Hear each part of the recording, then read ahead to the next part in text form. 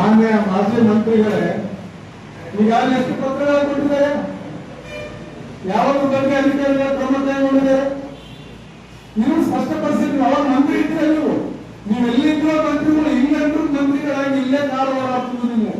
ಆದ್ರೆ ಇದೇ ರೋಡು ಈ ದುಸ್ಥಿತಿ ಕಾಲಬಿಟ್ಟರೆ ನೀವೇ ಕಾರಣರಾಗಿದ್ದೀರಿ. ಇವತ್ತು ನಿಮ್ಮಲ್ಲಿ ಗಂಭೀರವಾಗಿ ನಾವು ನೇರವಾಗಿ ಆರೋಪ ಮಾಡ್ತೀವಿ. ನೀವು ಮೊನ್ನೆ ಹೇಳಿಕೆ ಕೊಟ್ಟಿರೋದು ಬಹಳ ನಿರ್ಲಕ್ಷ್ಯತನದ ಹೇಳಿಕೆಗಳು.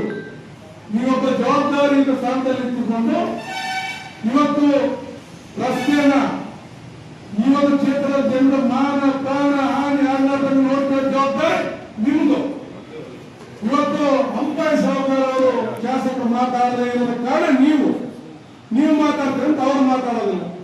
ಇದನ್ನ ನೀವು ಬಳಸಿಕೊಂಡು ಈ ಕ್ಷೇತ್ರದ ಜನರ ಪ್ರಾಣಗಳ ಜೊತೆ ನೀವು ಆಟ ಆಡೋದನ್ನು ನಿಲ್ಲಿಸಬೇಕು. ಇನ್ಮೇಲೆ ಈ ರಸ್ತೆ ಕಾಮಗಾರಿಯನ್ನು ಸರಿ ಮಾಡಬೇಕು.